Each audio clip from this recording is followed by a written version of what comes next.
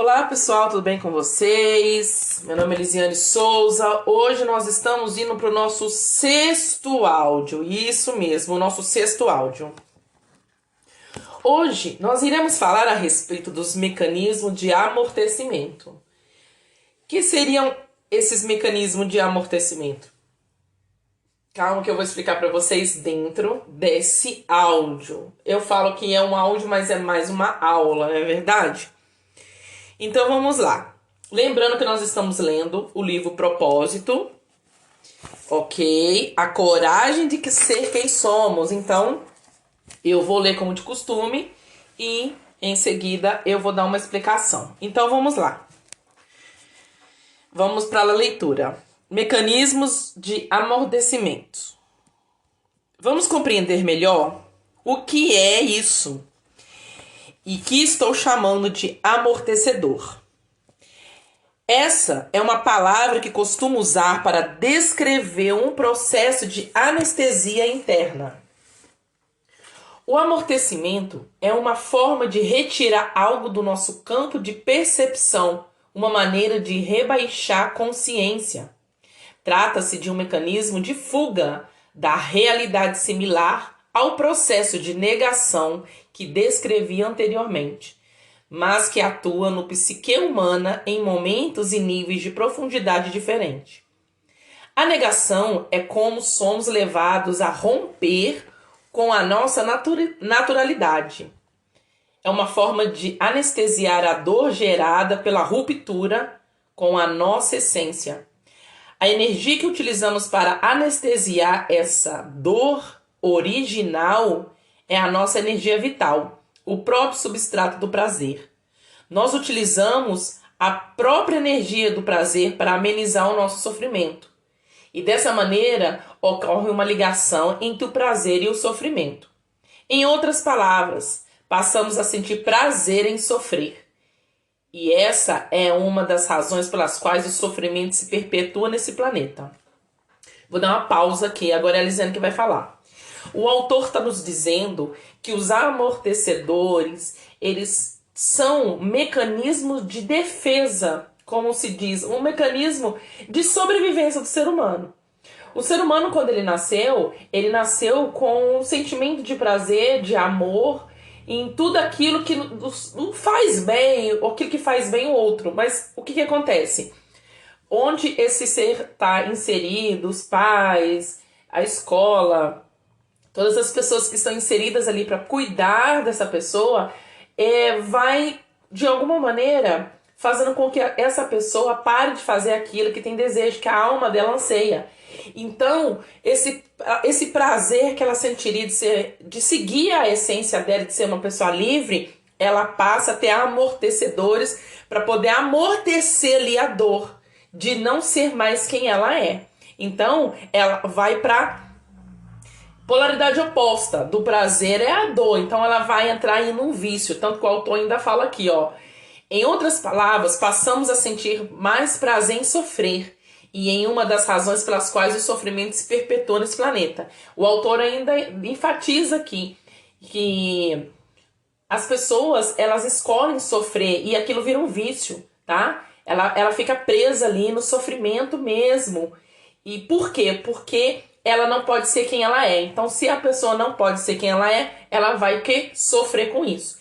E esse sofrimento, ele vai causar um certo prazer para essa pessoa. É isso mesmo. Por isso que você vê muitas pessoas que ficam aí anos e anos e anos sofrendo alguma situação de relacionamento financeiro, doenças mesmo, enfim, confusões, mesmas situações. Por quê? Porque indiretamente aquilo ali dá um prazer para essa pessoa, tá? Continuando aqui. No amortecimento, a energia é retirada do prazer que determinamos objeto ou situação que nos traz. O mecanismo é o mesmo, mas trata-se de um nível mais superficial, uma camada sobreposta. Os amortecedores servem para manter no inconsciente qualquer conteúdo que na infância foram ali guardados através da negação. Mas justamente por constituírem uma camada mais superficial, eles são mais fáceis de identificá-los através da autoobservação. Vou dar uma paradinha aqui. Olha só. é fácil de você identificar esses amortecedores que vieram lá da infância. O autor aqui fala, vai na fase da negação. O que seria a fase da negação? Quando você nega quem você é. Quando a sociedade, os seus pais, tudo ali, o local que você está inserido fala para você que você não pode ser aquilo. Então, os amortecedores vêm como uma camada para esconder essa dor inicial de ser quem você realmente é. Vamos voltar ao livro, tá? Os vícios são os amortecedores mais óbvios, porém, qualquer coisa pode se tornar um amortecedor. Qualquer objeto, situação ou coisa que façamos pode ser utilizada dessa maneira. E isso vai depender da nossa atitude perante a vida.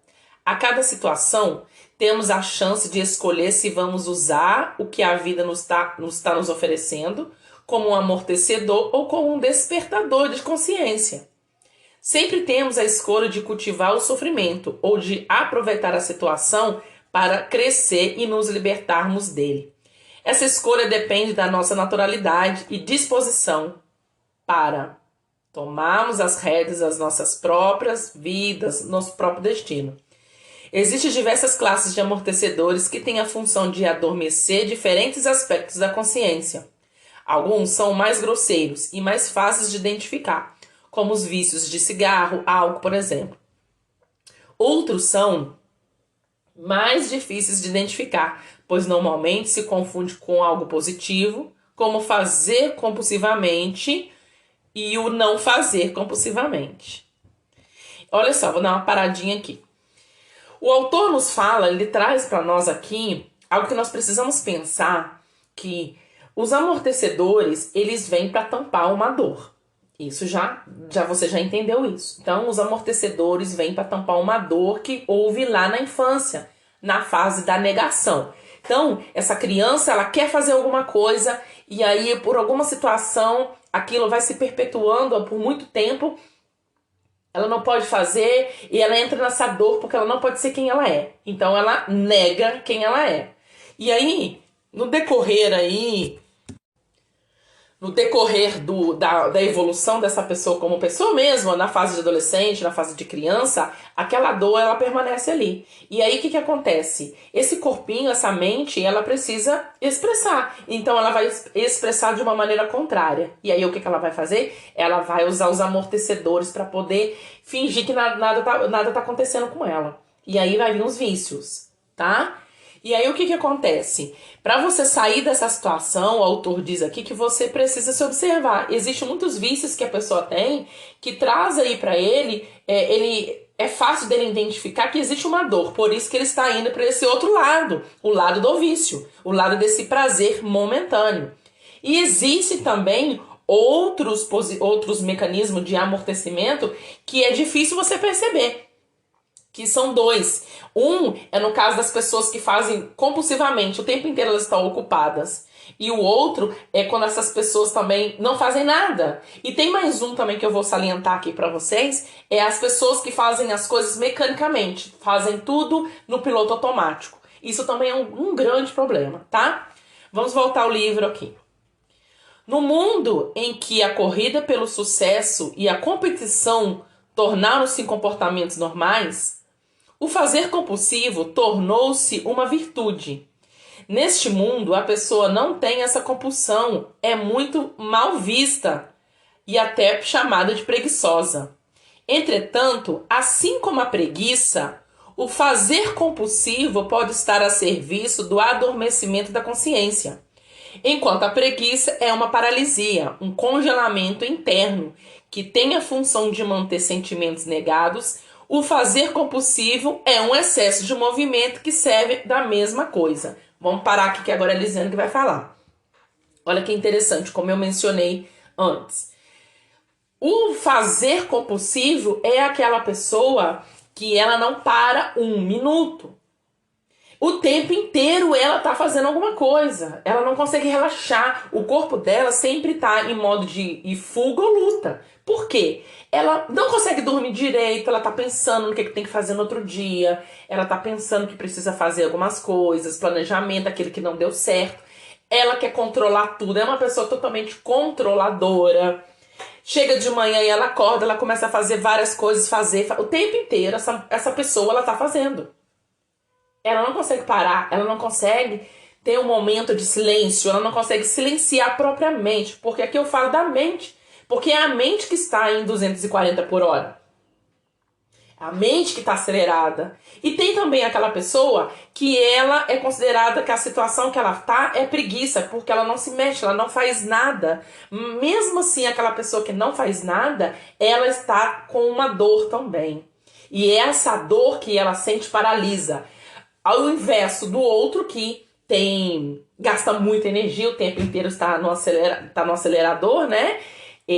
Essa pessoa, o comportamento dela aí é um comportamento de fazer excessivo, compulsivo em fazer alguma coisa. Essa pessoa também está na dor. Então, por isso que ela o tempo inteiro ela precisa estar com as mãos ocupadas, fazendo alguma coisa aí, para ela se sentir para não pensar. E também tem um outro que eu vou falar aqui, nós vamos ler aqui agora, tá? Voltando aqui a ler. O fazer sem presença é outro aspecto do fazer compulsivo. Se você não colocar a alma naquilo que está realizando, essa ação se torna um passatempo. Não importa qual seja a atividade. Se não estiver total ação, ela será apenas uma distração. Nesse sentido, até mesmo o autoconhecimento e a prática espiritual podem ser amortecedores. Aquilo que teria a função de despertar a consciência se torna uma forma de adormecê-la. Isso ocorre quando você repete um mantra e realiza determinações ou determinados rituais espirituais de forma mecânica. Ou quando desenvolve o vício psicanalítico de ficar analisando tudo. Você acaba que não está presente, mas trata-se de um ato mecânico, um hábito. Pensa estar lúcido, mas na verdade está cada vez mais longe da realidade. Você está fugindo desesperadamente dele. Está preso nos jogos da mente. Vou dar uma pausa aqui. Olha só. Como eu falei, existe também a pessoa que ela está fazendo as coisas no modo automático. O que seria no modo automático? Ela levanta, ela escovou os dentes, se arrumou, tomou café, fez café, colocou as coisas na pia e aí ela já arruma a mesa. E ela, o tempo inteiro ela está agindo mecanicamente. Aí, quando o autor diz aqui que repete mantras, repete na parte espiritual, tá? Aqui ele falou mantras, mas eu vou dizer que isso serve também para as pessoas que são cristãs. Ela vai na igreja, tá? Ela entra dentro da igreja, o ritual do culto não é que é normal, ele é a mesma coisa, todo mundo já sabe o que a pessoa vai falar, o que o outro vai falar, os versículos que vão ser lidos, os louvores que vão ser louvados. Você percebe que as pessoas estão agindo de uma forma totalmente mecânica. E tem também, além disso, da pessoa agir com uma forma mecânica, tem aquela pessoa que quando ela entra nesse automático, ela vive analisando tudo. Ela só olha para o outro para analisar se tem algum defeito. Ela só olha para as coisas para ver se tem algum defeito.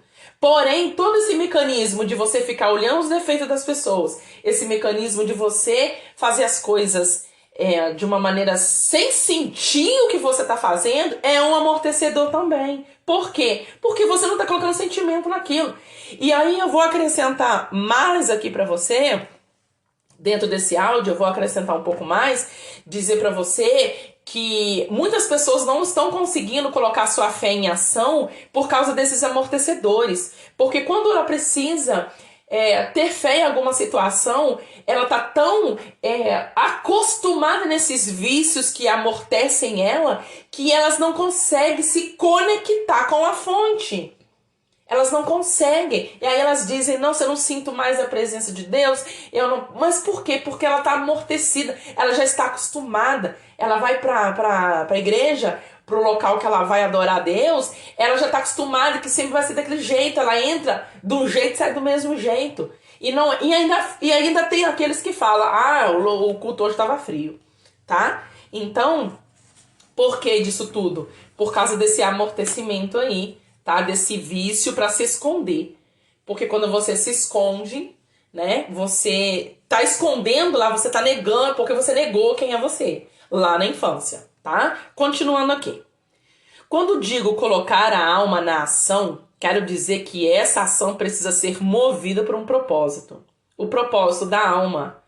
As pessoas estão fazendo muitas coisas no mundo, mas nenhuma dessas coisas tem conexão com seu propósito. O fazer tornou-se compulsivo justamente porque está sendo utilizado com um amortecedor da angústia existencial. Esse fazer se transformou em uma maneira de sobreviver, um passatempo até que a morte chegue. Muitos estão nessa situação, pois se acomodaram dessa maneira. Alguns passaram a vida esquecidos de que, em algum momento, tiveram sonhos de ser realizado. Aqui estou me referindo ao sonho como uma revelação da própria alma, como um comando do eu superior. Alguns se esqueçam de que algum dia receberam esse comando e simplesmente passam a fazer alguma coisa para sobreviver. Alguns fazem algo para alimentar a máscara e cristalizar o ego para conquistar poder. Esta ação, no entanto, é compulsiva e completamente desconectada no propósito da alma. É um fazer sem presença. Tudo é realizado pelo simples fato do hábito. Independente da sua natureza, o desejo é que mantém os vivos, mantém os vícios e os amortecedores. Ele é um poço sem fundo. Quanto mais realizamos, mais temos desejos. Isso ocorre porque eles nascem da carência, e a carência não pode ser suprido de fora para dentro. Ela é um estado emocional na qual acreditamos não ter o que precisamos. O que não nos liberta desse estado é o reconhecimento de que tudo que estamos buscando compulsivamente fora de nós, existe em abundância dentro de nós. Olha só. Agora é a Lisiane falando. Olha que incrível. O autor comenta mais um pouco a respeito de você fazer as coisas mecanicamente, pela força do hábito, até quando você vai responder alguém, pela força do hábito, tá? E ele vai falar mais ainda que tudo isso, tem pessoas, né, que toda essa situação, ela está sobrevivendo, ela não está vivendo. Por quê? Porque sempre alguma coisa está movendo ela. E movendo ela no sentido contrário do que é aquilo que ela quer, do propósito de vida dela.